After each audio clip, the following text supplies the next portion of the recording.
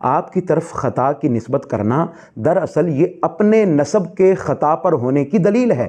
لیکن سر مسئلہ تو ہے نا جی امت میں دو گروہ بن گئے۔ جی ایک گروہ سیدہ پاک فاطمہ الزہرا سلام اللہ علیہا آپ کی جانب خطا کی نسبت کرنے لگا، اور ایک گروہ اس کے دفاع میں حضرت ابوبکر الصدیق پر زبان تان دراز کرنے لگا۔ یعنی گروہ تو بن گئے، اور گروہ بندیاں ہونے کے بعد امت میں جھگڑا بھی ہوا، اور اس کا سب سے زیادہ امپیکٹ امت محمدیہ صلی اللہ علیہ وسلم کے دینی اعتبار سے فروغ کی روک کی صورت میں ہمارے سامنے آیا۔ تو اگر آپ کہتے ہیں کہ مسئلہ نہیں بنا تو مسئلہ تو بن گیا ہے، تو اس کا حل بھی نہیں نکل رہا ہے، تو کیسے ہم اعتدال کی راہ کا تعین کریں گے اور ان مسائل سے اپنا دامن بچائیں گے؟ کیونکہ ہمارا تو ایمان ہے کہ سیدہ پاک بدائے رسول ہیں، وہ رسول کریم صلی اللہ علیہ وسلم کے جسم پاک کا حصہ ہیں، تو ان کی طرف بھی خطا کو برداشت نہیں کیا جا سکتا۔ ہمارے ایمان پر بات آتی ہے، اور ابوبکر صدیق کا بھی امت میں مقام مسلم ہے، وہ پہلے خلیفہ ہیں، امیر المؤمنین ہیں، تو ان کے بارے میں بھی ہم کوئی بات برداشت نہیں کر سکتے۔ تو جو جھگڑا آپ جس سے بچانے کی بات کر رہے تھے وہ تو امت میں ہے، تو اس کے لیے ہم آج اپنے آپ کو وہاں سے کیسے نکالیں گے، اس پروسیس سے کیسے بچائیں گے؟ یہ بھی بڑی زبردست بات ہے مہتاب بھائی۔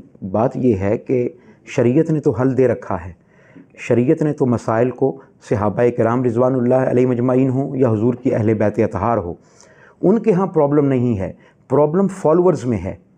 تو فالورز نے آج تک اپنے آپ کو صحیح طور پر جو راہ اعتدال ہے اس پر گامزن ہی نہیں کیا، علماء کا صحیح طور پر مطالعہ ہی نہیں کیا، علماء کے جو صحیح نظریات ہیں ان کو اپنے سامنے ہی نہیں رکھا۔ جیسا کہ آپ نے فرمایا کہ سیدہ کائنات سیدہ فاطمہ الزہرا سلام اللہ علیہا آپ کی طرف خطا کی نسبت کرنا دراصل یہ اپنے نسب کے خطا پر ہونے کی دلیل ہے، کیونکہ سیدہ کائنات کی طہارت یہ قرآن مجید سے بھی ثابت ہے، اور آقا علیہ الصلوۃ والسلام کے فرمان سے بھی ثابت ہے۔ اور آقا علیہ الصلوۃ والسلام نے سیدہ کائنات کو اپنے صرف جگر کا ٹکڑا نہیں کہا۔ بدعۃ منی کا مطلب یہ ہے کہ بدع کا لفظ عربی زبان میں 3 سے لے کر 9 تک کے حصوں کے لیے بیان کیا جاتا ہے۔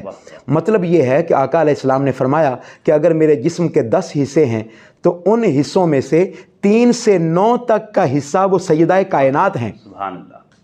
تو یوں پھر مجھے کہنے دیجئے کہ علم مصطفیٰ صلی اللہ علیہ وآلہ وسلم کی وارث بھی اہل بیت ہے، طہارت کی وارث بھی اہل بیت ہے، آقا علیہ الصلوۃ والسلام کی منشا اور آقا علیہ الصلوۃ والسلام کے ارادے کی وارث بھی حضور کی اہل بیت اطہار ہے، سیدہ کائنات ہیں، مولا کائنات ہے، اور حسنین کریمین ہیں۔ لہٰذا یہ تو تصور بھی نہیں کیا جا سکتا۔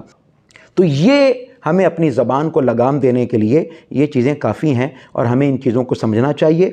بات رہی مسائل کی، تو مسائل ہر معاشرے میں ہوتے ہیں، ہر خاندان میں ہوتے ہیں، ہر قوم اور ملت میں ہوتے ہیں۔ ان مسائل کو حل کیسے کرنا ہے، ہم نے ادب کا دامن کبھی ہاتھ سے نہیں چھوڑنا، ادب کو اپنی زندگی کا حصہ بنانا ہے، وہ خواہ حضور کی اہل بیت اطہار ہو، خواہ وہ صحابہ کرام رضوان اللہ علیہ مجمعین ہوں، سیدنا صدیق اکبر ہوں، سیدنا عمر فاروق ہوں، سیدنا عثمان غنی ہوں، مولا مرتضیٰ ہوں، جو بھی حضور کی اہل بیت اطہار کے لوگ ہیں یا حضور کی اصحاب کے لوگ ہیں، یہ سب لوگ ہمارے لیے قابل احترام ہیں۔